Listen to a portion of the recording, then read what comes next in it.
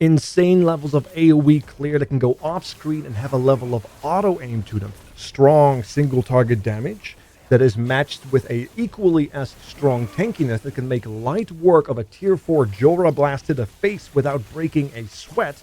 Proof in just a little bit for that. And on top of that, we maintain high levels of momentum through movement speed bonuses and a low cooldown movement skill, while having good levels of sustain for both our ward and mana, and only having to press 2 buttons to achieve all of that. 3 if you want to account for your movement skill. My name is Wolf, and this is the last video, most likely, on my Spark Nova Runemaster. If you're just here for the time codes, you can check those out in the description box below, as well as the ideal planner. But otherwise, enjoy some gameplay. I'm going through my monoliths right now. I'm farming between 200 to 400, depending on which blessings I'm trying to maximize, as well as I'm doing tier 4 Julras, which we'll also have a little bit of a gameplay segment for as well, to show you that it is just that good. As you can see, we have massive AoE clear. It is absolutely insane. If you're wondering about my life gear, I will do a little segment in this video about the actual life gear that I have, which I personally believe is still very much in a scuffed state as a result of just bad RNG. I am playing on Koth. I'm not doing the Merchant Guild, which is partially the reason as to why I have not seen certain successes I wish I had already achieved. But depending on what you play, depending on how whatever you find, mind you, you perhaps will be able to push much further, because people that have pushed this build further are already reporting 700 to 800 corruption with little to no problem. So this build has massive room to grow. I am far from capping it out, and already I'm seeing just massive successes. And if this build does sound too good to be true, it is. It is really just too good to be true. I'm not bugging anything. I'm not abusing any mechanics. It just has it all based on how we have set it up, and it feels really, really good. I am not expecting this build to stay for the next cycle, but perhaps I will be wrong, because, you know, if you look at the Falconer, if you look at the Warlock, of course, those have some really insane aspects to them.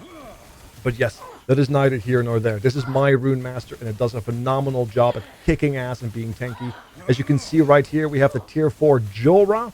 We're about to tank it to the face. So get ready if you want to see the ward go down. But otherwise, we will be taking a look at the planner, about the life gear, and how to perhaps improve it. But other than that, let's get into it, since we have survived the tier 4 Julra blast. And it's about time we get into the nitty-gritty of it. So let's take a quick look at my life character right here. The same one that you just saw tank the Julra tier 4 blast. We are level 96. So a few levels to go, and as you can see, we have the prismatic gaze with some tier 6 intelligence. We have a rudimentary rare amulet that is in desperate need of upgrading. I'm still searching for a spell crit exalted or a multi crit exalted amulet, but so far no luck, even with Koth. We do have a very lovely Mad Alchemist ladle with a tier 7 cast speed. I'm very happy with that. A naked unstable core, because despite the fact that I've pumped a lot of prophecies into it, I have been unable to find a LP-based unstable core. Very frustrating. We do have a very nice fragment of the Enigma with tier 6 spell crit. That is very lovely. A wonderful opal ring here with tier 7 intelligence and a tier 6 void rest with some additional modifiers to round out the build. We have a very weak communion of the erased. I just have the lightning damage here that I'm excited with, which is very, very nice. But of course, I would have preferred more lightning damage, better resistances, maybe some other bonuses that would have not been increased elemental damage over time, because it doesn't really do anything for us. We have a rudimentary tier 6 exalted intelligence second ring. After all, we are in stackers, but I wish that was spell damage as opposed to elemental damage. Elemental damage is rather weak compared to spell damage in terms of values. We have a nice 5 modded bracers right here, or gloves. Just intelligence, cast speed, some resistances, and a little bit of armor mitigation. Always nice. I'm still hunting for the Weaver gloves to roll well, meaning intelligence and cast speed, but so far no luck, sadly. I have an entire tab dedicated to it, and it's filled with gloves that have all not rolled intelligence. It hurts. We do have a nice set of pair of boots. Not perfect, There's no exalted intelligence, but still intelligence nonetheless. Movement speed, cooldown, recovery speed. We have a little bit of armor. I wish it had the crit reduction on it, but it is what it is. But most importantly, that haste mod, very, very lovely. That makes the build so much faster and so much smoother, especially when you consider the fact that we have a 2.3 second cooldown, and when we use the movement skill, we also get other movement speed buffs that will help out keeping us fast, right? And then last but not least, in terms of gear, we have the Twisted Heart of Icarus with a +3. Frostclaw levels, very, very solid. In terms of idols, we have some basic mana armor idols, some crit chance. The most important ones are, of course, the mana efficiency ones. They are mandatory. Unfortunately, I've rolled them only up to 13% with no good suffixes. I've been farming my ass off for them, and unfortunately, it has not given me what I needed. And some minor mana buffs and some additional damages and such. Of course, not to forget the Lightning Aegis cast speed buff here, which has also been automated now, which is very, very good. So as you can see, it's fairly scuffed. I'm even still using like non-grand blessings, just because I've been that unlucky. It is absolutely awful. But yes, scuffed gear aside, with some really good pieces though, mind you, but mostly some scuffed shenanigans, we are doing phenomenal. So the sky is truly the limit. So let's talk a little bit about the build through the planner and the ideal setup and how it all works. So let us discuss a little bit more about the gear. We are building around the fragment of the Enigma. We are trying to apply as many spark charges as we can with this build. So everything we use is essentially a delivery method of spark charges. And we can skill them with intelligence by making their flat damage go up based on our intelligence. On top of that, we want to get mods like cast speed, crit multi, or spell crit on LP slams for as much damage value. Speaking of stacking intelligence and value, we also get some intelligence stacking here for cast speed, which is very, very good, which will also allow us to apply the sparks even faster with certain casts, like Frostclaw. But on top of that, we get a bunch of benefits, including some spell mana cost reduction, so it all ends up rounding out the build very well. Mandatory. We have the Prismatic Gaze, which is mandatory. People like to use the Crest of Unity, but it's a different type of build. We need the Prismatic Gaze because not only do we get mandatory spell crit, which is very, very important, and of course, hopefully also an intelligence slam, we on top of that get still some additional damage reduction and some more crit chance, but we also get a bunch of shred and additional hits from the Prismatic Gaze mechanic itself, because we do trigger this with our invocation. On top of that, we have a rudimentary silver amulet to help buff that spell crit as much as we can with some crit multi, a little bit of shred armor, which is really good for hit bases, and then, of course, some resistances that you may need to round out the build.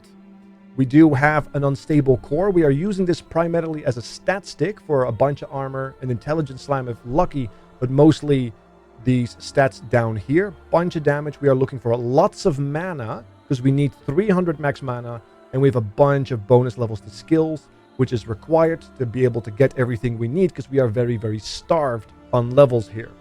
This mechanic right here that says when you directly cast Elemental Nova does not work. We don't care about it. It's dead to us. We are just here for the bottom half, all right? Don't worry about it. The Strands of Souls is the best belt, in my opinion, for this particular build. If you can find it, preferably with lightning damage. Otherwise, find a Weaver belt with lightning damage and you're going to be just as fine. But there's a lot of like power, defensively speaking, here in this belt. And clearly, we are strong enough, so we want to make sure we can be more tanky, so we don't have to worry about any mods we may apply as we push corruption. On top of that, we have two nice opal rings for cooldown recovery and attributes with exalted intelligence, spell damage. Lightning damage works in a pinch. It has the same values, but spell damage will affect all your spells universally, which is very, very nice, as opposed to just a lightning damage. And then, of course, resistances that may be required to be capped. On top of that, we have, in a perfect world, a Swaddling of the Erased with intelligence and cast speed, possibly even shred armor if you're feeling frisky, because we get a bunch of value with more attributes and attack and cast speed. This would be the best glove if you can get these two at least, but it's very difficult to do. I've been unlucky enough, so if you can just craft a pair of gloves that have those 3 red mods, you're going to be fine as well. You might even be tankier because you can get a higher armor base, like the Eternal Gauntlets, which might be comfy once you push further into corruption. Speaking of things that are very comfy, I like the Citadel boots. People like Blood of the Exile, but I want to make sure that I have the intelligence, the movement speed, the affix for crit bonus damage reduction, so I am also crit immune, and then more cooldown recovery to round out the build, which is very, very comfy. But try to get the haste experimental ailment, try to seal it on your boot. It's going to make the build feel so much smoother, so much faster. It's going to save you so much time and headaches in the monolith, especially once they are quite big. You have to run around quite a bit. It's going to make the build feel so much stronger. So if you do want to do an LP slam, try to get that mod with it if you can, or just a very high movement speed, I suppose. That also would work. And then last but not least, in terms of the gearing, the Twisted Heart of Akiros. We want at least a +3 level of Frostclaw to make the build functional if you want a Twisted Heart of Akiros, or just a regular relic with a +4 slammed on top of it. That would be perfect. But yes, in the perfect world, a +4 on a Twisted Heart of Akiros for max value, right? In terms of idols, we want damage and crit chance in a perfect world once we have more than 300 mana. Otherwise, you want to use the smaller idols to supplement your mana in an attempt to get over 300, so you can benefit from those 300 lightning mods. The mandatory mana efficiency with Frostclaw, preferably with some good suffixes, most likely the 300 damage for max value. You want 2 of those, and of course another Grand Class idol here for some additional stats you may need, like mana or crit chance or just more damage if you have everything rounded out. Since we are triggering Lightning Aegis automatically, we are taking in the large arcane idol for cast speed with some more damage or whatever mods might be useful. Cast speed is very, very powerful for this build. In terms of blessings, we have opted for the Grand Echo of the Solarium. If you have an excess amount of Void Res, you can simply turn this to crit multi or maybe spell leech if you would want to. We have an all res for the simplicity of gearing. We have an armor because we want to be tanky, physical resistance for the simplicity of gearing, and lightning shred because our main source of damage is lightning. The reason why I went with so much resistances is because it allows me to benefit more from LP slams or maybe Weaver items, which might not always give you really good resistances after all. So just keep that in mind. So having covered all the gear, let us talk a little bit about the passives. In the Mage base class, we are picking up all the intellects, because we are, of course, instackers. We pick up True Travel Notes and Elementalist, go through Mage Flurry for the cast speed, and then we end up in 5 points for Knowledge of Destruction, so that we may move on to the Sorcerer. On the Sorcerer, we pick up all the intelligence, which also will give us the crit scaling based on intelligence, which is really, really good, since we are instackers. Arcane Momentum with 5 points, only to then finish that off with at least 6 points in Essence of Celerity.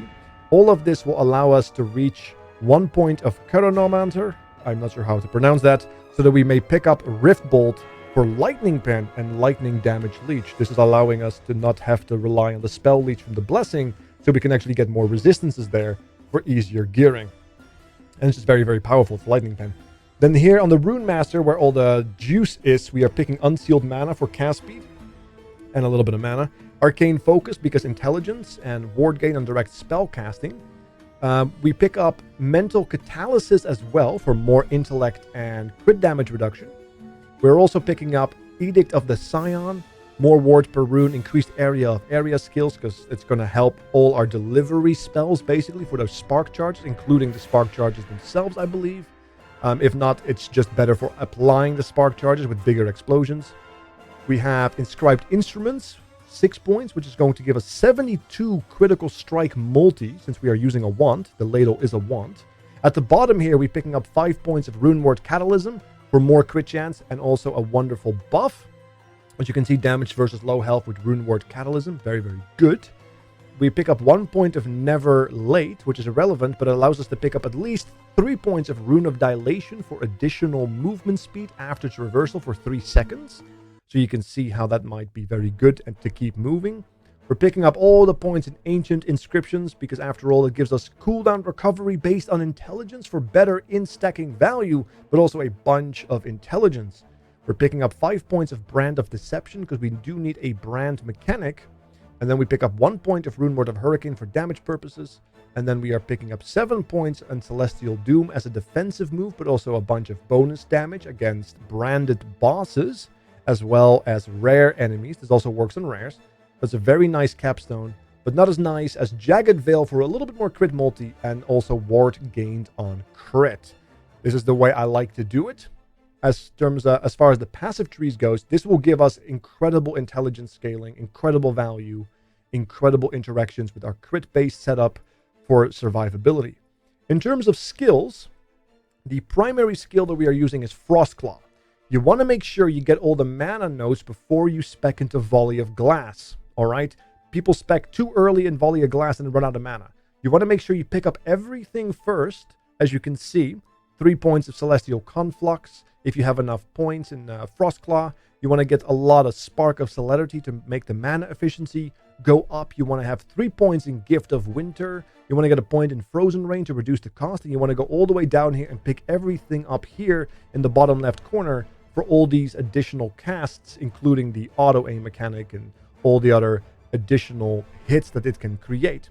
Now, once you have the idols and you have everything sorted in terms of mana, you can spec into Volley of Glass and be able to sustain it, which is very, very good. However, it does have a level of RNG involved due to the Gift of Winter, so be wary of that, but remind yourself you do have mana potions that allow you to get a little bit back based on your intelligence in case you have a streak of bad RNG. But yes, focus on the mana nodes, get the Elemental Nova through Celestial Conflux, and don't spec into Volley of Glass until you are ready for it to sustain it. If you can't, unspec it until you are. Speaking of triggering Elemental Nova, these are the giant explosions. We are making them free with 3 points of Cryomatic Fragility and a combination of the Want, reducing the cost to 0, which is very, very good. We are picking up, of course, the mandatory Spark Charges because we are applying Spark Charges. We want to have more Spark Charges. This is allowing us to do so. We want to have big explosions with Elemental Expanse, but even bigger explosions are made possible with the Infernal Nova. It does come with a cooldown, but we are subverting that cooldown because we are triggering the Nova as opposed to actually directly casting it. So we get the massive area bonus without the downside of the cooldown, which is very, very good. On top of that, you can, if you want to have more crit for ward, you can spec into here. I, however, have enough crit in this planner, so I have opted for an overcharge chance for more area and a little bit of overcharged shock chance. Very, very good. Now, we also have a defensive option, which we are not pressing all that often because it's also auto-triggered, but we are keeping one charge in mind just for those heated situations where we may need it. Speaking of the charge, we are picking up +1 charge right here as cheaply as we can. At the bottom, we are picking up Flame Runner as cheaply as we can. We're also picking up the typical 5 points of Barrier. And since we have to convert it to cold, we do lose out on Prismatic Buffer being maxed out. Otherwise, we can't get the Cold Fire Cold Invocation. So yeah, we do need to pick up Frost Ward for this. And speaking of Invocation, this is where everything kind of gets tied together. Runic Invocation itself uses Immutable Order, which is very important. It allows us to make sure that we have Cold, Fire, Cold, because we have conversion on the static orb to cold as well, and Runic Invocation doesn't matter. So Cold, Fire, Cold. This allows us with Immutable Order to always cast that same powerful defensive buff when we press Runic Invocation. It doesn't cost us any mana because we have 100% mana refunded right here. We are picking up the Arcane Battery because the Frostclaw is expensive enough to essentially max this out instantly, which also allows us to benefit from saving some points here without having to max it out for 100% chance of double cast for a little bit more ward burst. But also it allows us with 4 points in Runic Energy to pick up Spell Cascade. And this mechanic allows us every single time we cast Runic Invocation to trigger Static Orb and possibly Flame Ward to automate the system. More about Static Orb in just a second. So that's the Spell Cascade node for that. And down here, we go as cheaply as we can for Elemental Starfield, which triggers Elemental Novas every single time we cast Runic Invocations. And of course, those are the giant explosions, so more of those around you is also a good thing for more spark charges. On top of that, we also have a buff here, Transcriber of Power, for more cast speed with the buff and spell damage with the buff. And since it lasts for 12 seconds and our cooldown on the big spell, Cold Fire Cold, is 13 seconds, or not the cooldown, the buff effect is 13 seconds. As long as we click the Runic Invocation every 12 seconds, we will have the full power of all of our buffs. And I believe our cooldown right now is roughly around 8 seconds or so. So we have plenty of time to keep that going. And the rest of the points I just opted in for a little bit more mana regen and a little freeze rate multiplier here and inscribed patterns. Doesn't really matter too much. But yes, then last but not least, Staticorp. We don't have to spec all of it here. There's not really anything good here because the only reason why we need it is because it gets automatically used. We want to make it as cheap as possible, which is why we go here to Insidious Focus and then Ball Lightning to make it as cheap as possible to preserve our mana. We are converting it to Cold for the Cold Fire Cold setup on our action bar to be able to trigger the same buff through Immutable Force. And the reason why we are using Staticorp and automatically triggering it is because it's going to give us 8 seconds of Lightning Aegis, which gives us 50% increased lightning damage, 25% less damage taken, and it's automated, and as a result, it's always going to be up, but also it will trigger our large arcane idol. So the playstyle pretty much is use Frostclaw as often as you can, making sure you don't go out of mana, and then of course you keep your pressing your runic invocation whenever it is up, or at least every 12 seconds, and that's pretty much it. You use your movement skill, Flame Rush, because that's a base skill anyway. For that, I do think it is a very lovely movement skill. I think it fits better in this build than Teleport, but it's up to you. If you want to use a different runic invocation, you can do so. There is a nice, I think, Lightning, Fire, Lightning that gives you like a haste buff. There's also our Cold Lightning option for Ark of the Covenant, I believe, but I find the Fortress buff to be too powerful with massive ward gain and 30 DR, which is insane. So hopefully all of this kind of made sense.